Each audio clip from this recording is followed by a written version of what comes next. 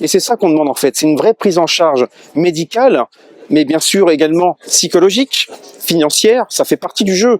Il y a des gens qui disent, certains m'ont dit, même je m'en souviens d'un entretien qui dit, mais vous êtes là pour l'argent, mais jamais de la vie. Ça fait partie du jeu, comme je dis, les factures ne se mettent pas en maladie, elles.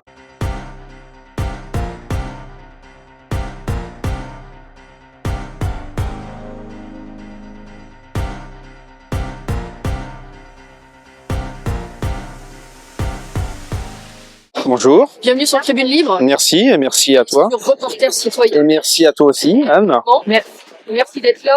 Je te dis tu. Oui, évidemment. Comme je préfère. Ah bah évidemment, alors, mais bien sûr. Ok, t'es venu pourquoi? Je suis venu pourquoi? Déjà au nom de l'humain, et cet humain s'appelle Michel Procureur. Michel Procureur, c'est un homme déjà avec un grand cœur, et il a fait donc des faux passes, 89 faux passes, il y a quelques années pour pouvoir sauver la vie. On va dire les choses comme elles sont. J'aurais peut-être pas dit ça il y a quelques temps, mais aujourd'hui je le dis clairement et c'est exactement ça. Il a sauvé la vie de personnes parce que, comme il l'a très bien dit, il y avait un doute sur ce qui se passait avec ces injections-là. Il faut le rappeler que ce sont des produits expérimentaux, qu'ils étaient en phase 3 et que ce ne sont pas des vaccins. On ne peut pas appeler ça des vaccins. Le sujet en plus là est vraiment des vaccins Covid, enfin les injections Covid. On est là aussi pour montrer à Victimes et toutes les associations et collectifs qui sont présents et qui œuvrent au quotidien également, comme nous, j'oublie personne, et mondial, on recense beaucoup de victimes et beaucoup de souffrances, énormément de souffrances. Bien sûr les victimes, et puis j'ai une très forte pensée à tous ceux et celles qui sont partis, mais et celles qui vont partir malheureusement. J'ai une pensée très émue pour notre Mélanie Mopa, qui est la vice-présidente de la Victime, et qui va bientôt partir malheureusement suite à la maladie de Charcot. Et il faut savoir qu'un chiffre dans l'association à victimes, c'est 45 maladies de Charcot. Et la moyenne d'âge, c'est entre 30 et 55 ans. Donc on voit bien qu'il se passe quelque chose. Mais c'est également des troubles auditifs, des troubles visuels, des troubles cardiaques, des troubles gynécologiques, des troubles dermatologiques. Et toutes ces souffrances, en fait, aujourd'hui, on n'est pas encore écouté. On a été reçu 2 fois au ministère l'année dernière, où les conseillers du ministre nous disent « Mais oui, il y a des effets indésirables, monsieur Dubois. Oui, il y a des Covid longs. » Parce qu'on n'oublie pas les Covid longs également, chroniques. Il est temps qu'en 2026, et ça je leur dirais mais 1 milliard de fois, il est temps que, au nom de l'humain, les personnes puissent enfin être écoutées. Vraiment, il est temps.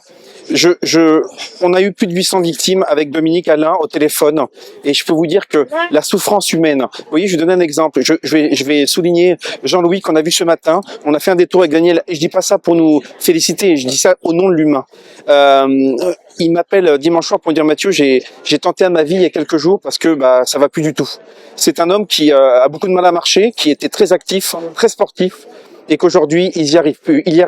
Il marche comme moi avec une béquille. Et le fait de s'être arrêté ce matin 20 minutes avec Daniel, on a vu ce regard changer en disant « je ne suis pas seul ».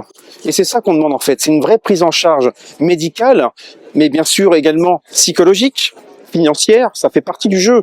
Il y a des gens qui disent, certains m'ont dit, même je m'en souviens d'un entretien qui dit, mais vous êtes là pour l'argent, mais jamais de la vie. Ça fait partie du jeu, comme je dis, les factures ne se mettent pas en maladie, elles. Quand vous avez une maison à payer, quand vous avez des enfants, vous avez tout simplement vivre, tout simplement, on ne peut pas s'arrêter. Et là, je peux vous dire que dans l'association, c'est 98% de gens qui ne travaillent plus. Vous vous rendez compte, 98%. Qu'est-ce qu'on fait de ces gens-là? On leur dit qu'ils sont à la marge de la société, qu'on les laisse crever? Ah non, en fait. Et comme j'avais très bien dit avec Corinne Lalo, qui avait fait une très belle interview, c'est un massacre. C'est un massacre humain, mais c'est un massacre social. Social dans le sens que les gens qui également souffrent se renferment sur eux-mêmes et leurs familles également. On a eu beaucoup de séparations, beaucoup de divorces, beaucoup de personnes qui n'ont pas supporté ce qui arrivait à leurs conjoints ou à leurs enfants ou à leurs parents. Encore une fois, qu'est-ce qu'on fait de ces gens-là? On est en 2026, on prône à la télé le bien-être, la bienveillance. Alors en dehors des infos, évidemment, parce qu'en ce moment, entre les guerres et tout ça, qu'est-ce qu'on fait? On reste les bras croisés, on reste à rien faire? Bah non.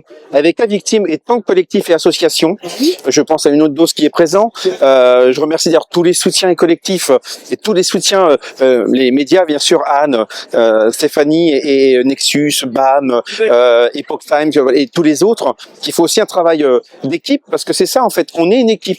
Dites-vous que moi je prends toujours l'exemple de quand on va sur un terrain de foot, parce que j'adorais le foot, et ben on se prépare avant pour aller quoi? Gagner un combat, gagner un match. Là, c'est un combat d'une vie. Et ben, il faut qu'on soit tous ensemble et que peu importe pourquoi on l'a fait, peu importe pourquoi, de quel bord on est, peu importe comment on est, il faut qu'aujourd'hui on puisse enfin être entendu. Voilà, les quelques mots. Bon, il fait frais, mais on était là, vous voyez, tous ensemble et au nom de l'humain. Et c'est ça qui réchauffe les cœurs. C'est ça, je peux vous dire, hein, largement. On a froid au niveau des pieds et des mains, mais on a le cœur très chaud parce on était tous ensemble. Je vous embrasse fort, prenez soin de vous et je vous aime. Voilà. Merci. Non, non, mais... Attends, excusez-moi. Léopold, t'as quelque chose à dire pour Tribune Libre? J'essaie de travailler et merci pour ceux qui me suivent. Grâce à vous, je continue de travailler.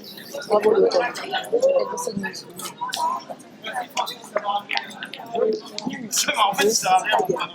Ils sont vivants. C'est vivant là.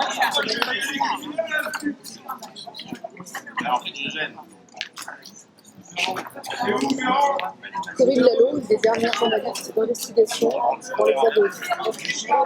Eh ben, bravo.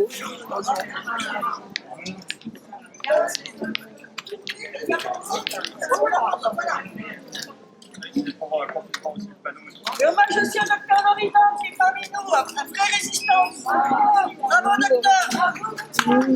Bravo docteur Loridan. Il y en a eu quand même beaucoup. Bravo Lodi aussi. Bravo à tous les résistants.